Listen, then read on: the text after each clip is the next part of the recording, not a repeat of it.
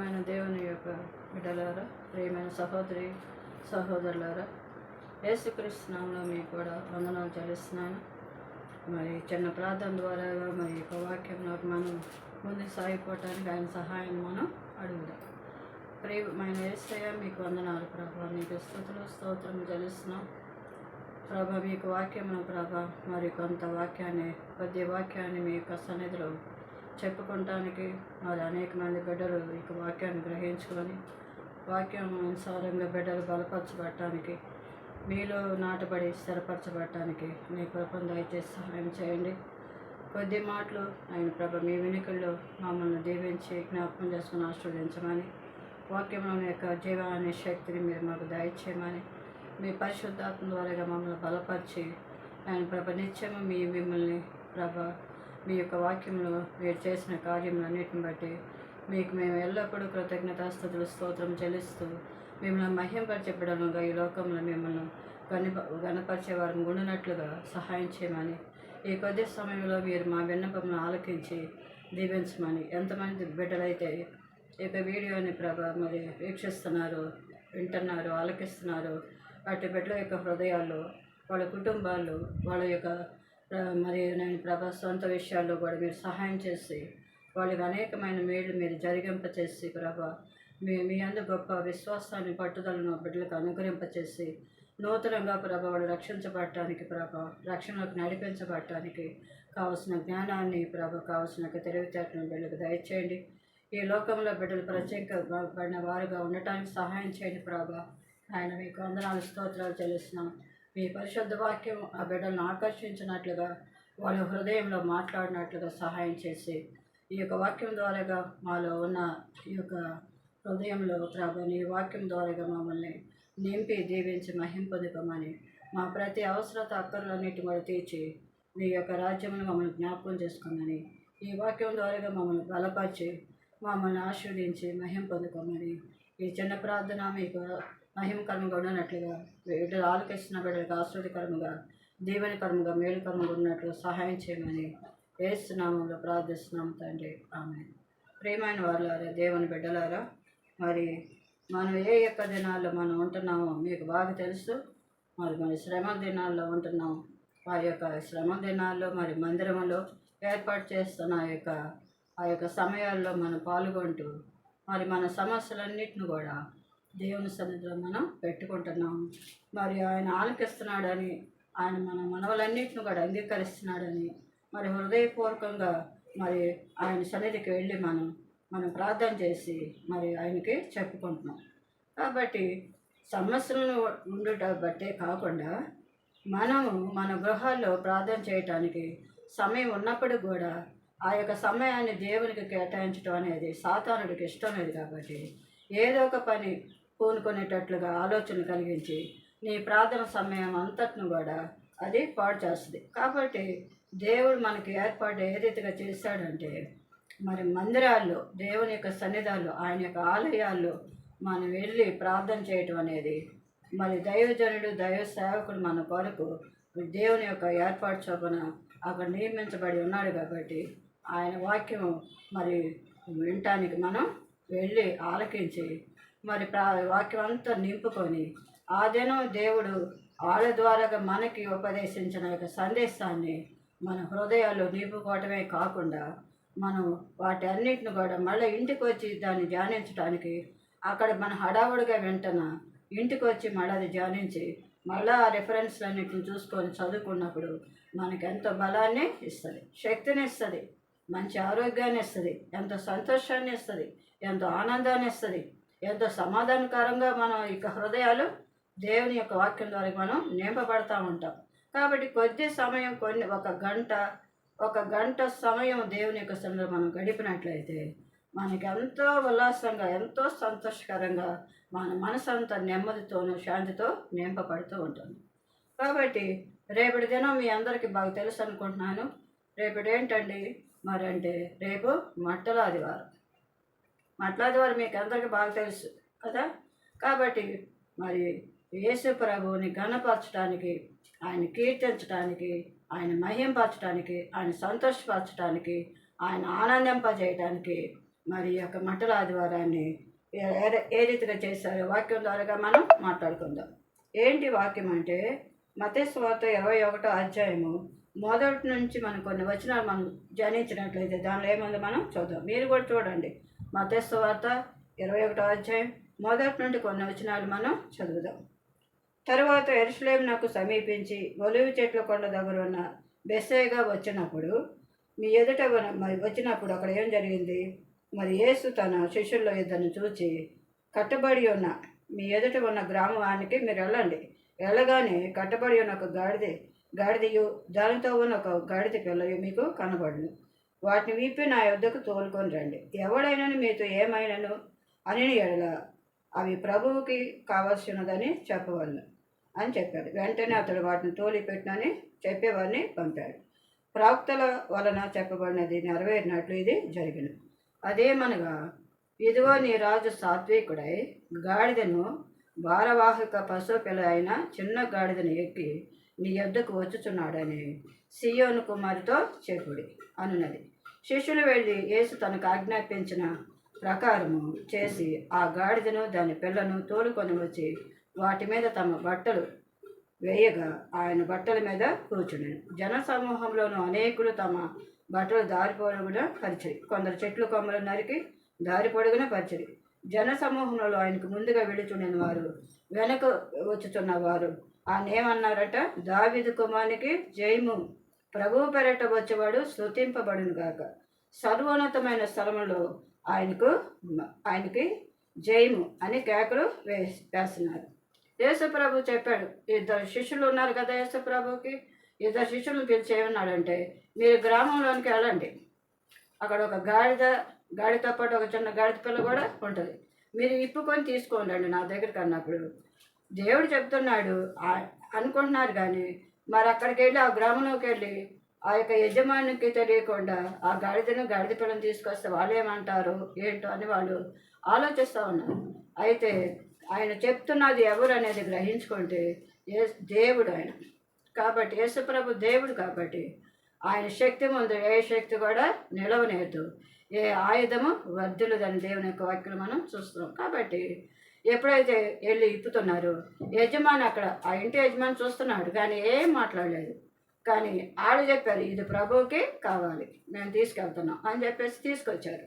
అప్పుడు యేసుప్రభు ఆ యొక్క గాడిద మీద కూర్చున్నాడు. యేసుప్రభు కూర్చోవాలంటే మంచి సింహాసనాలు, బంగారంతో చేయబడిన సింహాసనాలు ఉన్నాయి. కానీ ఎందుకు గాడిదని ఎంచుకున్నాడు అంటే అది చాలా సాత్వికం, అంటే చాలా అల్పమైంది, అది పనికిరానిది, అంటే అది చాలా విలువ లేనిది. కాబట్టి విలువ లేని గాడిదని ఘనంగా చేస్తాడు దేవుడు. తెలుసా?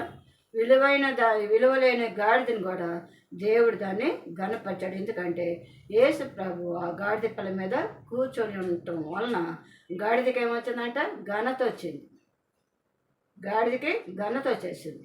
ఇంకోళ్ళందరూ ఆశ్చర్యపోతున్నారు. ఆ గ్రామంలో ఉన్న వాళ్ళందరూ యేసు ప్రభు ఏంటి గాడిద పిల్ల మీద కూర్చోవటం ఏంటి అనుకుంటున్నారు. కానీ మాట్లాడటానికి వాళ్ళకి ఇది లేదు, అంటే అంత జ్ఞానం లేదు. కాబట్టి వెంటనే వాళ్ళు ఏం చేశారంటే ఇంట్లోకి వెళ్ళిపోయారు. ఎవరి గృహాలకు వాళ్ళు లోపలికి వెళ్ళిపోయి ఇంకా కత్తులు తీసుకొని మంచి చెట్ల దగ్గర పరిగెత్తుకుంటారు. ఈత మట్టలేంటి, కొబ్బరి మట్టలేంటి, మరి కొత్త కొత్త బట్టలేంటి, మంచి మంచి నూతనమైన వస్త్రాలు ఏంటి, అన్నిటిని కూడా తీసుకొచ్చి యేసు ప్రభువుకి దారి మంచిగా ఉండటానికి క్రొత్త వాటి మీద గాడిద పిల్ల మీద కూర్చొని ఉన్నాడు కాబట్టి అవి నడవటానికి వాళ్ళు పరచటమే కాకుండా ఆయన ఏ రీతికి మహింపరిచారంటే మత్తయి సువార్త 21వ అధ్యాయంలో ఆ యొక్క 9వ వచనంలో ఏమంటున్నాడంటే, దావీదు కుమారునికి జయము, ప్రభువు పెరట వచ్చేవాడు స్తుతింపబడును గాక అని కేకలు వేయుచుండ్రి.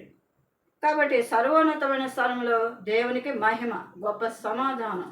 కాబట్టి ఈ లోకంలో గొప్ప సమాధానం ఇవ్వగలిగేది ఎవరు అంటే ఒక దేవుని వలన మాత్రమే సమాధానం కలుగుద్ది. మనకి గొప్ప నెమ్మది కలుగుద్ది, గొప్ప జయం మనకు కలుగుద్ది, గొప్ప ఘనత మనకి కలుగుద్ది. అది ఎవరి ద్వారాగంటే కేవలం యేసు ప్రభు ద్వారాగా మాత్రమే నీవు నేను కూడా పొందుకోగలుగుతాం. కాబట్టి అప్పుడు ఆ దినంలో యేసు ప్రభుని గాడిద పిల్ల మీద కూర్చోబెట్టి దారి పొడుగున మట్టలు బట్టలు అన్నీ వేసి ప్రభువుని మహింపరుస్తూ చక్కగా వాళ్ళు స్తుతించారు. ఎందుకంటే మరి వాళ్ళకి అప్పుడు పాటలు వచ్చో రావో తెలియదు.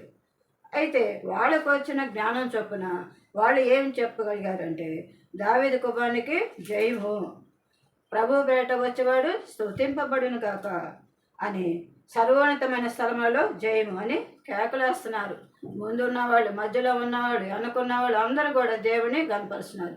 అక్కడ స్త్రీలే కాదు, పురుషులే కాదు, పసిబిడ్డలు, చిన్నపిల్లలు, యవ్వనస్తులు, ఆ గ్రామంలో ఉన్న ప్రతి జనసమూహం అంతా కూడా యేసు ప్రభువుని వెంబడిస్తూ, పాటలు పాడుతూ, స్తుతిస్తూ, గణపరుస్తూ, కీర్తిస్తూ, ఆనందిస్తూ, సంతోషిస్తూ ప్రభువుని ముందుకి సాగిపోతున్నారు.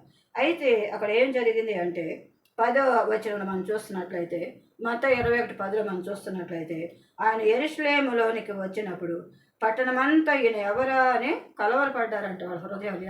ఎవరైనా అని చెప్పేసి చాలా ఎగ్జైట్మెంట్గా వాళ్ళు చూస్తున్నారు. అయితే మరి జనసమూహము ఈయన గలిలయలోని నజరేతు వాడగు ప్రవక్త ఆయన యేసు అని చెప్పారు. యేసు దేవాలయంలో ప్రవేశించి క్రయ విక్రయములు చేయవారందరిని వెళ్ళగొట్టి రోకలు మార్చేవారి బలలను, గొవ్వలమ్మ వారి పీఠములను పడదోసి ఆయన ఏమి కోపం వచ్చేసిన దేవునికి ఏం చేశాడు?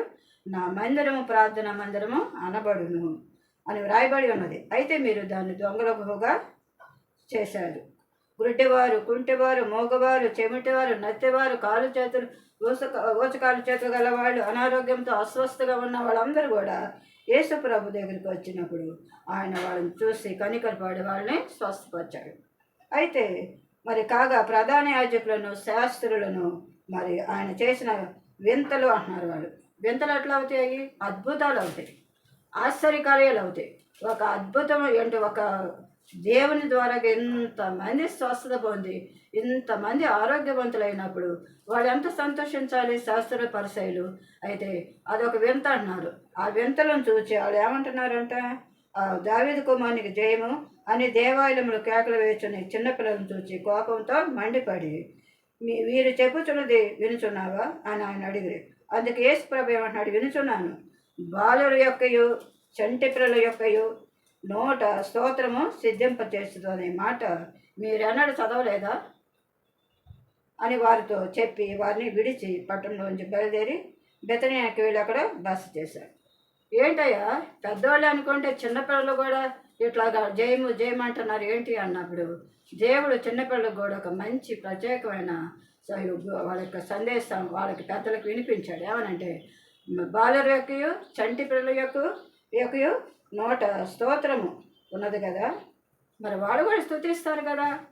వాళ్ళు స్తుతించకపోయినా దేవుడు ఏం చెప్పాడంటే మత్తయి సువార్తలో, మీరు స్తుతించకపోయినా, మీరు కేకలు వేయకపోయినా ఈ రాళ్ళు నన్ను స్తుతిస్తాయి అన్నాడు.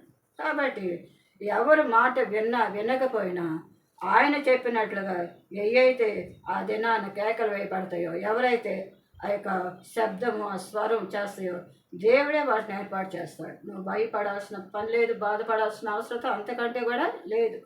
కాబట్టి ఇక్కడ ఉదయం అందు పట్టణకు మరలా వెళ్ళుచుండగా ఆయన ఆకలిగా ఉన్నాడు. ఆయన ఒక్కడే కదా ఆకలిగా ఉంది, శిష్యులు కూడా యేసు ప్రభువుతో ఉన్నారు. అప్పుడు త్రోవ ప్రక్కన ఉన్న ఒక అంజూరపు చెట్టును చూసి ఏమన్నాడు? దాని వద్దకు రాగా దాని అందు ఆకులు దట్టంగా ఉన్నాయి, బాగా నిండుగా ఉంది, బాగా గుబురుగా ఉంది. ఆ చెట్టు చూడటానికి చాలా నిండుగా ఉంది. అప్పుడు దూరంగా నుంచి వస్తున్న వాడికి ఏమనిపిస్తుంది అంటే, అబ్బా చెట్టు ఎంత అపురూపంగా, ఎంత నిండుగా, ఎంత దట్టంగా ఉంది. అయితే అక్కడికి వెళ్ళి చూస్తే గుత్తులుగా పండ్లు తప్పకుండా ఉంటాయి, కావాల్సిన పండ్లు తినవచ్చు, మన ఆకలి కూడా తీరిపోద్ది అని అనుకున్నారు. తీరా దగ్గరికి వచ్చిన తర్వాత అక్కడ ఆ చెట్టుకి ఏమనేవంట, ఆకులు తప్ప ఒక్క పండు కూడా వాళ్ళకి కనపడలేదు. వెంటనే దేవుని కోపం వచ్చేసింది. ఎందుకంటే ఈ దేవునితో పాటు ఉన్న శిష్యులకు కూడా బాగా ఆకలిగా ఉన్నారు. ఎందుకంటే నడుస్తున్నారు, ఎక్కడ బస్సు దొరకదు, ఎక్కడ కొంతసేపు విశ్రాంతి తీసుకుందామని చూస్తున్నారు వాళ్ళు. అయితే మధ్యలో ఆ యొక్క చెట్టు కనపడిపోయి వాళ్ళకి ఆ యొక్క ప్రాణం ఎంత లేచిందనమాట. అబ్బా నాకు ఇక్కడ బాగా ఈ పండ్లు తింటే కొంత ఆకలి తీరిపోద్ది, మనం నడిచే ఓపిక ఇంకా కొద్దిగా శక్తి వస్తుంది కాబట్టి పర్వాలేదు అనుకున్నారు. దేవునికి కోపం వచ్చేసింది. ఎందుకంటే ఆ చెట్టును చూడగానే ఆకులు తప్ప పండ్లు లేవు. అప్పుడు దేవుడు ఏం చేశాడంట, అది ఇక మీదట అన్నాడు ఆయన, దాని మీద ఆకులు తప్ప మరేమీ కనబడలేదు కనుక దాన్ని చూసి ఇక మీదటి అన్నిటికీ నీవు కాపు కాయకుందుగాక అని చెప్పేశాడు. అది ఎప్పుడో నెరవేరుద్దులే అనుకుంటానికి వీల్లేదు. తక్షణమే చెప్పిన క్షణం రెప్పపాటులోనే ఆ అంజురపు చెట్టు ఎండిపోవటం చూశారు. అమ్మో, ఎంత పవర్ఫుల్ కదా జీసస్, ఎంత పవర్ఫుల్ కదా, ఎంత మెరికల్స్ దేవుని యొక్క ద్వారా జరుగుతున్నాయి కదా. మరి వాడికి నోట మాట రాల. యేసు ప్రభుతో నా శిష్యులకి భయం వేసేసింది. దేవుడు అట్లా అన్నాడో లేదో, వెంటనే నా చెట్టు ఎండిపోయింది ఏంటి అని చెప్పేసి ఇంకా దేవుని అందులో చాలా భయభక్తులు ఉన్నట్లుగా మనం దేవుని వాక్యంలో చూస్తున్నాం. కాబట్టి శిష్యులు అది చూసి ఆశ్చర్యపడి అంజురూపు చెట్టు ఇంత త్వరగా ఇంత ఎండిపోయింది అని చెప్పుకున్నారు. అందుకు యేసు ఏమంటున్నాడంటే, మీరు విశ్వాసం కలిగి సందేహపడకూడని అలా ఈ అంజురపు చెట్టుకు జరిగిన దాన్ని చేయుట మాత్రమే కాదు, ఈ కొండను చూచి నీవు ఎత్తబడి సముద్రంలో పడవేయబడుదువు గాక అని చెప్పిన అలా జరుగునని మీతో నేను చెప్పుచున్నాను. కాబట్టి మత్తయి సువార్త 20వ అధ్యాయం 22వ వచనం మనం చూస్తున్నట్లయితే, మరియు మీరు ప్రార్థన చేయనప్పుడు వేటిని అడుగుదురో అవి దొరికినవని మీ హృదయంలో నమ్మని మీరు వాటన్నిటిని పొందుదురు అని వారితో చెప్తున్నాడు. ఆయన పరిచర్య వస్తేస్తూ కాలినడక నడుస్తూ సంచారం చేస్తూ వాక్యాన్ని సువార్తను బోధిస్తూ ఆయన శిష్యులు కూడా ఆయన ఏమేమి చేస్తున్నాడు, ఎట్లా చేస్తున్నాడు అని చెప్పి అన్నీ కూడా వాళ్ళ హృదయంలో భద్రపరుచుకుంటూ ఆయనతో ప్రయాణం చేస్తున్నారు. కాబట్టి మనం కూడా మరి దేవుని సన్నిధిలో ఎన్నో విషయాలను బట్టి మనం ప్రార్థన చేస్తాం, ఎన్నో అంశాలు దేవుని సన్నిధిలో పెడతాం. కానీ నమ్మకుండా ప్రార్థన చేస్తాం, విశ్వాసం లేకుండా ప్రార్థన చేస్తాం. విశ్వాసం లేకుండా నమ్మకం లేకపోతే మరి నీ కార్యాలు జరగవు. ఎట్లా జరుగుతాయి చెప్పండి? మనకు విశ్వాసం ఉండాలి, గొప్ప నమ్మకం ఉండాలి. ఎందుకంటే నేను ఒక ఇన్సిడెంట్ నా జీవితంలో దేవుడు చాలా చేశాడు, చాలా గొప్ప కార్యాలు. ఇప్పటికీ కూడా ఆయన యొక్క నామంలో నాకు ఎన్నో దేవుని యొక్క ఆశీర్వాదాలు నేను పొందుకుంటున్నాను కూడా. కాబట్టి మీరు కూడా వినట మట్టుకు విందురు కానీ హృదయంలో గ్రహింపుకొందురు అని దేవుని యొక్క వాక్యం ఉంది. కాబట్టి ఇది ఒక డైలీ బ్రెడ్ లాగా కాదు, మనం వింటమే కాకుండా విని మన పనులు మనం సాగిపోతున్నాం. కానీ దేవునికి ఒక స్థానాన్ని మనం హృదయంలో ఇవ్వాలి. దేవునికి మన హృదయంలో ఒక గొప్ప స్థానాన్ని ఇవ్వాలి. నీ లోకంలో ఏది కూడా నీ హృదయంలో ఉండటానికి లేదు, వాటిని ప్రతిష్ఠించుకోవటానికి లేదు, వాటిని నువ్వు భద్రపరచుకోవటానికి లేదు.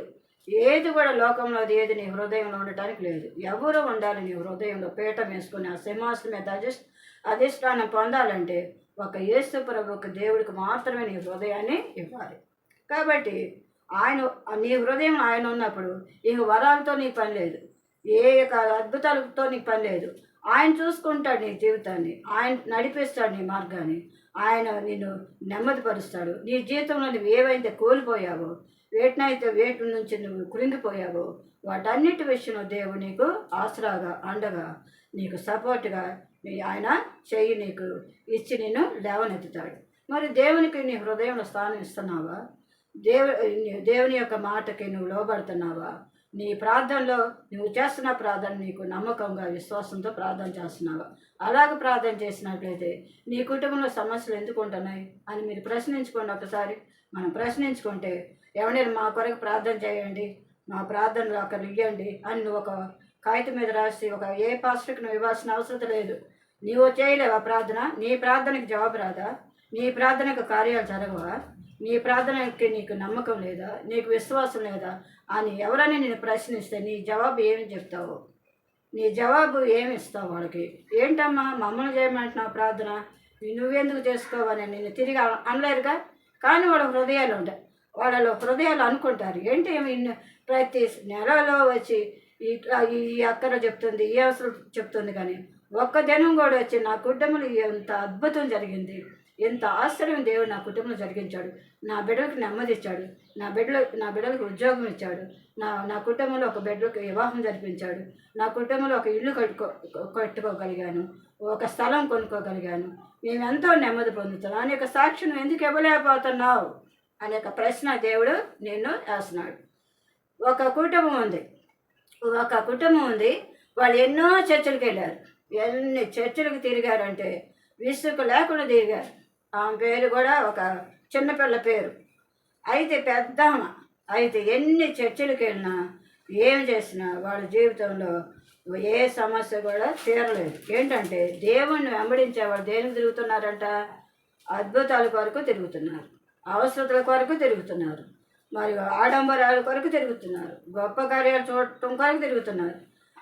కాబట్టి దేవుడు ఆ రీతిగా అయితే నీ జీవితంలో ఎప్పుడు ఎప్పుడు చేయడు, ఏ అద్భుతాలు చేయడు, ఏ ఆశ్చర్యం జరిగించడు, ఏ గొప్ప మేలు నువ్వు చూడలేవు. అందుకని ముందుగా నీ హృదయాన్ని ప్రభుకు సమర్పించుకో, ప్రభువుని వేడుకో. ఏసయ్య ఇప్పటి వరకు నేను తెలిసి తెలియక, నువ్వు తెలిసి తెలియక చేయలా, తెలిసే చేస్తుంటావు. కాబట్టి తెలిసి చేసిన పాపం అయితే క్షమాపణ లేదు, తెలియక చేసిన పాపాలకు క్షమాపణ ఉన్నదని దేవుని యొక్క వాక్యం సెలవిస్తుంది. కాబట్టి తెలిసి తెలిసి చేసిన యొక్క పాపాలకి ఈ భూలోకమందు పరలోకమందు అసలు దానికి క్షమాపణ లేదు అని దేవుని యొక్క వాక్యం ఉంది. మీరు ప్రతిదినం వాక్యం ధ్యానించి చదివితే దేవునితో స్పష్టంగా మాట్లాడతాడు. ఎవరు మీకు బోధించాల్సిన అవసరం లేదు.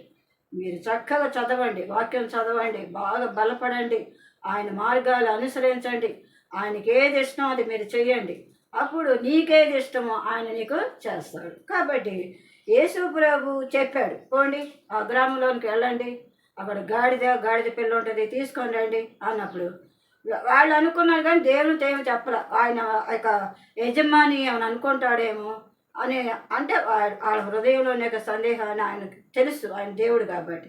అయితే వాళ్ళు ఏమన్నారు, పోండి ఇప్పుకొని రండి అన్నప్పుడు, ఏంటి మరి ఇంత గొప్ప దేవుడు, ఈయన ద్వారా ఎన్ని అద్భుతమైన కార్యాలు, సూచక్రియలు, ఆశ్చర్య కార్యాలు, ఎన్ని బలమైన కార్యాలు, ఎన్నో శూర కార్యాలు, ఎన్నో అద్భుత కార్యాలు జరుగుతున్నప్పుడు ఇంత చిన్న గాడిద పిల్ల మీద కూర్చున్నాడు ఏంటి అనే యొక్క ఆలోచన వాళ్ళకి వచ్చి ఉండవచ్చు. కానీ తెగించల, ఎందుకంటే దేవునితో మాట్లాడే యొక్క ధైర్యం వాళ్ళకి లేదు. కాబట్టి వాళ్ళ యొక్క సందేహాలు తీర్చడం కోసమే దేవుడి దేన్ని ఎంచుకున్నాడంట? గాడిద పిల్లని ఎంచుకున్నాడు. అల్పమైంది, విలువైనది కాదు, దేనికి పనికిరాని గాడిద. ఆ గాడిదని దేవుడు శుభ్రంగా బట్టలు వేశారు, గాడిద మీద బట్టలు వేసి నూతనమైన వస్త్రాలు వేసి ఆయన నడుస్తున్న మార్గం అంతా కూడా మట్టలు, మరి చక్కటి మంచి మంచి క్రొత్త బట్టలు ఇళ్లలో నుంచి తీసుకొచ్చి, చెట్ల నుంచి నరికిన మట్టలు తీసుకొచ్చి దారి పొడుగునేసి దేవుణ్ణి ఆ దినాల్లోనే దేవుని అంత గణపరిచి మహింపరిచినప్పుడు మరి నువ్వు ఏ జనంలో ఉన్నావు, ఏ ఇదిలో ఉన్నావు, నువ్వు ఎంత గణపరచాలి, ఎంతగా దేవుణ్ణి మహింపరచాలి.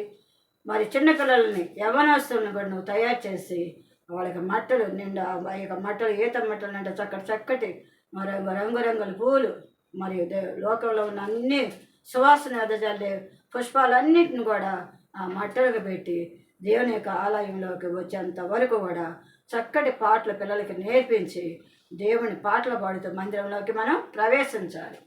అట్లా మహిమ వాళ్ళకి నేర్పిస్తున్న పాటలు ఆ యొక్క లోకంలో ఉన్న అన్యులు, లోకంలో దేవుని అరగని వాళ్ళు, ఈ పిల్లల స్థుతులు, ఈ పిల్లల పాటలు, వీళ్ళ చేతిలో ఉన్న మట్టలు చూసి అనేకుల హృదయాల్లో ఒక క్రొత్త ఆలోచన అనేది పుట్టిస్తాడు దేవుడు. నువ్వు మొదలు పెడితే ఆ మొదలు తుది వరకు దేవుడు చూసుకుంటాడు. అది నువ్వు ప్రారంభం చేయాలి, అది నువ్వు మొదలు పెట్టాలి. నువ్వు మొదలు పెడితేనే దాని ముగింపు దేవుడు నీకు ఇస్తాడు అని దేవుని వాక్యం సెలవిస్తుంది. అలాగే ఇంకొక వాక్యం మనం చూసినట్టయితే మరి ఇక్కడ ఆయన ఏం చెప్తున్నాడంటే, లోకాసు వార్తలో ఒక మాట దేవుడు చెప్పాడు. ఏం చెప్పాడు ఆయన లోకాసు వార్తలో? మనం చూద్దాం. క్షమించండి, యోహాను సువార్త 12వ అధ్యాయంలో ఒక మాట ఏం చెప్పాడు తెలుసా? మరి కాబట్టి యేసు తాను మృతుల్లో నుండి లేపిన లాజరు ఉన్న బెతనియా పస్కా పండుగకి 6 దినముల ముందుగా వచ్చాడు. అక్కడ వారు ఆయన విందు చేశారు. మార్త ఉపచారం చేసింది, లాజరు ఆయనతో కూడా భోజనాలకు కూర్చున్న వారిలో ఒకడు. అప్పుడు మరియా మిక్కిలి విలువ గల అచ్చ జటామాంసి అత్తరు ఒక సేరున్నర ఎత్తు తీసుకొని యేసు పాదములకు పూసి తన తల వెంట్రుకలతో ఆయన పాదములను తుడిచింది. ఆ ఇల్లు ఆ అత్తరు వాసనతో నిండిపోయింది. ఎంత సువాసన పరిమళం వెదజల్లిందనమాట, ఎంత వ్యాపించింది ఆ యొక్క సువాసన.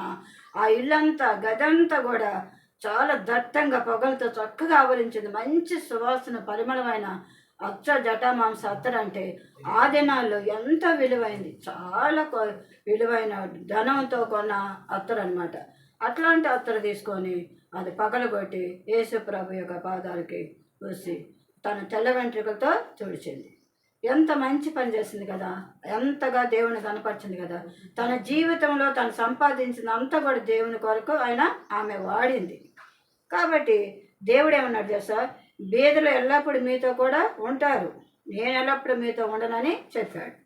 మరి యోహాను సువార్త 12వ అధ్యాయము 8వ వచనంలో మనం చూస్తున్నాం, బీదలు ఎల్లప్పుడూ ఎప్పుడు మీతోనే ఉంటారు. లోకంలో బీదలు మరి తల్లిదండ్రుల బిడ్డలు, అనాథలు, దిక్కులేని వారు, ఏ అవసరతకి నోచుకోలేని బిడ్డలు ఈ లోకంలో ఎంతోమంది ఉన్నారు.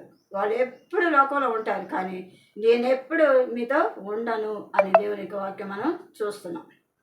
కాబట్టి ఇక్కడ కూడా ఒక వాక్యం 9వ వచనం మనం చూస్తున్నట్లయితే, కాబట్టి యూదులలో సామాన్య జనులు ఆయన అక్కడ ఉన్నాడని తెలుసుకొని యేసును చూచుటకు మాత్రమే కాక మృతుల్లో నుండి ఆయన లేపిన లాజరు కూడా చూడవచ్చు. అతన్ని బట్టి యూదులలో అనేకులు తమ వారిని విడిచి యేసునందు విశ్వాసం ఉంచిరి. కనుక ప్రధాన యాజకులను లాజరును కూడా చంప ఆలోచన చేశారు. మన్నాడు ఆ పండుగకు వచ్చిన బహు జన సమూహము యేసు యెరూషలేముకు వచ్చి చూడడం విని ఖర్జూరపు మట్టలు, అక్కడను ఈత మట్టలు, కొబ్బరి మట్టలు, క్రొత్త బట్టలు మనం చూసాం కదండి. మత్తయి సువార్త 21వ అధ్యాయం. ఇక్కడ యోహాను సువార్త 12వ అధ్యాయం మనం చూస్తున్నట్లయితే ఇక్కడ ఏం చెప్పాడు, ఆయన అక్కడ ఖర్జూరపు మట్టలు పట్టుకొని ఆయన ఎదుర్కొని పోయి జయము ప్రభు పేరట వచ్చుచున్న ఇశ్రాయేలు రాజు స్తుతింపబడును గాక అని కేకలు వేశారు. సియోను కుమారి భయపడకము, ఇదిగో నీ రాజు గాడిద పిల్ల మీద ఆసనుడై వచ్చుచున్నాడు అని వ్రాయబడిన ప్రకారం యేసు ఒక చిన్న గాడిద పిల్లను కనుగొని దాని మీద కూర్చుండి. ఆయన శిష్యులు ఈ మాటలు మొదట గ్రహింపలేదు, కానీ యేసు మహిమ పరచబడినప్పుడు అవి ఆయన గురించి వ్రాయబడిన అనియు వారు ఆయన వాటిని చేసిరని జ్ఞాపకం తెచ్చుకొనిరి. కాబట్టి ఈ యొక్క 4 సువార్తల్లో మరి మత్తయి సువార్త 21వ అధ్యాయము, యోహాను సువార్త 12వ అధ్యాయంలో ఇంకా మనం బాగా ధ్యానించి ఈ యొక్క గ్రంథం అంతా, ఈ పరిశుద్ధ గ్రంథం అంతా కూడా మనం ప్రతి దినం నువ్వు భోజనం తిన్నా తినకపోయినా నీకేమన్నా లేకపోయినా ముందు దేవునికి ప్రథమ స్థానాన్ని మనం ఇవ్వాలి. ఆయన వాక్యాన్ని ధ్యానించాలి, ఆయనతో నువ్వు మాట్లాడాలి, ఆయనతో నువ్వు సంభాషించాలి. ఆయన నీకు ఒక క్రొత్త మార్గాన్ని, ఒక క్రొత్త ఆలోచనని నీతో మాట్లాడాలని ఆయన ఆశపడుతున్నాడు. ఆ యొక్క అవకాశం దేవునికి నువ్వు ఇవ్వట్లేదు. నీకు ఏ రీతిగా దేవుడు మేలు చేస్తాడు, ఏ రీతిగా గొప్ప కార్యాన్ని నువ్వు చేస్తాడని నువ్వు నమ్ముతున్నావు. కాబట్టి దేవుని ఉన్న నీవు ముందు ప్రథమంగా దేవునికి యొక్క ప్రథమ స్థానాన్ని ఇవ్వు. నీ బిడ్డలు కూడా నువ్వు నేర్పించాలి. నీవు దేవునిలో బాగా కూర్చొని చక్కగా దేవునితో మాట్లాడటానికి ఒక సమయాన్ని ఎన్నుకొని ప్రభువును మనం ఆనందించాలి. అప్పుడు దేవుడు నీకు ఏం చేయాలని, నీతో ఏం మాట్లాడాలని ఆయన చూస్తున్నాడు. అవన్నీ నీతో పంచుకోవటానికి దేవుడు ఎప్పుడు సిద్ధంగా ఉన్నాడు. నువ్వే దేవునికి అవకాశం ఇవ్వకుండా నీ పనుల్లో నువ్వు పడిపోయి దేవుడిని దూరం పెట్టేస్తున్నావు. కాబట్టి దేనైనా దేవుడు సహిస్తాడు, కానీ ఆయన తృణీకరిస్తే మాత్రం మనం శాపగ్రస్తులం అయిపోతామని ఆయన వాక్యంలో ఉంది. కాబట్టి ఏ సొంత మాటలు కాదు, ఏది కూడా కలపకూడని మాటలు కాదు, అన్ని సమస్తం కూడా దేవుడు తన యొక్క గ్రంథంలో తన భక్తుల ద్వారాగా, ప్రవక్తల ద్వారాగా సిద్ధపరిచిన ఈ బైబిల్ పరిశుద్ధ గ్రంథమే మనకి జీవ గ్రంథము. దీనిలో మాటలే మన యొక్క జీవితానికి గొప్ప ఆధారం. కాబట్టి ఈ మార్గంలో మనం నడిచి ప్రభువుని మహింపరచాలి. రేపటి దినం గుర్తుపెట్టుకోండి, మట్టల ఆదివారం మీ పిల్లలకి, మీ కుటుంబాలు అందరూ కూడా మీరు మందిరానికి వెళ్తారు. కాబట్టి ఆ మందిరంలో నేను ముందుగా ఉండాలి. నా బిడ్డలు చక్కటి పాటలు పాడాలి. ఒకవేళ సండే స్కూల్ బిడ్డలకి నువ్వు అలవాటు చేయకపోతే ఇక నుంచైనా మీ బిడ్డల్ని సండే స్కూల్కి అలవాటు చేయండి. వాళ్ళకి మంచి వాక్యాలు వాళ్ళు నేర్పిస్తారు. మీరు నేర్పించాలని మీరు అనుకున్న మీరే ప్రభువులో సరిగా ఉండట్లేదు, మీరే ప్రార్థన చేయట్లేదు, మీరే దేవునికి సమయాన్ని ఇవ్వట్లేదు. అట్లాంటి పిల్లల్ని నువ్వెట్లా నడిపిస్తావు. కాబట్టి మీరు యవనస్తులేంటి, చిన్నపిల్లలేంటి, ప్రతి ఒక్క బిడ్డను కూడా ఈ యొక్క సండే స్కూల్లో మీరు చేర్పించండి. బిడ్డలకి మంచి తరబేతి ఇవ్వడానికి దేవుడు ఏర్పాటు చేయబడి అక్కడ టీచర్స్ ఉంటారు. కాబట్టి మంచి దేవుని వాక్యాలు, మంచి పాటలు నేర్పిస్తారు. కాబట్టి బిడ్డలను రేపు చక్కగా తయారు చేయండి. వాళ్ళు మందిరానికి వెళుతున్నప్పుడు చక్కటి పాటలు పాడుతూ ఆ ఈత మట్టల్ని ఆ యొక్క ఆలయంలోకి తీసుకెళ్తున్నప్పుడు, ఆయన మహింపరుస్తున్నప్పుడు లోకంలో ఈ యొక్క దృశ్యాన్ని, ఈ యొక్క అన్యులేంటి, ఆయనకు దేవుణ్ణి ఎరగని వాళ్ళు ఏంటి, వీళ్ళని చూసి వాళ్ళకి ఒక క్రొత్త ఆలోచన ఈ బిడ్డల ద్వారా వాళ్ళు కలిగేటట్లుగా దేవుడు చూసుకుంటాడు. కాబట్టి ఈ కొద్ది మాటలు మీ యొక్క కుటుంబాలు మీ హృదయాలు భద్రపరుచుకుంటే ఈ మాటల ద్వారా మీరు బలం పొందుకొని ఇక నుంచి అయినా సరే దేవుని యందు మీరు విశ్వాసం ఉంచుతారని నమ్ముతూ ఈ ప్రార్థన ద్వారా మనం ఆశీర్వాదాలు పొందుకుందాం. దేవుడు తన ఒక వాక్యాన్ని దీవించి ఆశీర్వదించిన గాక. ఆమె పరిశుద్ధమైన మా ప్రియ పరలోకమైన తండ్రి నాయనా, మీకు వందనాలు స్తుతులు స్తోత్రం చెల్లిస్తున్నాం. ఇప్పటి వరకు కూడా మీరు ఇచ్చిన యొక్క జ్ఞానం కొరకు, వాక్యం కొరకు, సమయం కొరకు మీకు కృతజ్ఞత స్తుతులు స్తోత్రాలు చెల్లిస్తున్నాం. ఎంతమంది బిడ్డలు అయితే ఆలోకించారో విన్నారో ఆ బిడ్డలు యొక్క కుటుంబాలు బిడ్డల్ని మీ కొరకు పెంచలాగన మంచి సండే స్కూల్లోకి బిడ్డలను పంపించలాగన వాళ్ళ వాక్యంలో ఎదుగులాగున చక్కగా మిమ్మల్ని మహింపరిచే కుటుంబాలు ఉండేటట్టుగా తల్లిదండ్రులైన వాళ్ళని తమ బిడ్డలను చక్కటి క్రమశిక్షణతో పెంచుకోలాగిన మంచి జ్ఞానంతో బిడ్డలు నింపమని వాళ్ళ కుటుంబాల్లో గొప్ప కార్యాలు జరిగింపచేసి వాళ్ళకి విశ్వాసాన్ని నమ్మకాన్ని వాళ్ళ ప్రార్థన మీద వాళ్ళకున్న యొక్క గౌరవాన్ని మీకు తెలియపరుస్తూ మిమ్మల్ని గణపరిచే బిడ్డలు ఉంచేటట్టు కృప దయచేయమని వాక్యం మీది వినుచున్న బిడ్డలు మీ బిడ్డలు అందరూ నీ బిడ్డలు, ఈ లోకంలో ఉన్న బిడ్డలు అందరూ మీ బిడ్డలే కాబట్టి బిడ్డలకు ఇచ్చిన యొక్క సందేశాన్ని బట్టి మీ కృతజ్ఞత స్తోత్రం చెల్లిస్తూ ఈ సమయం కొరకు మీకు వందనాలు చెల్లించుకుంటూ యేసుక్రీస్తు పరిశుద్ధ నామంలో ప్రార్థన చేస్తానికి వేడుకొంచున్నాను తండ్రి. ఆమేన్.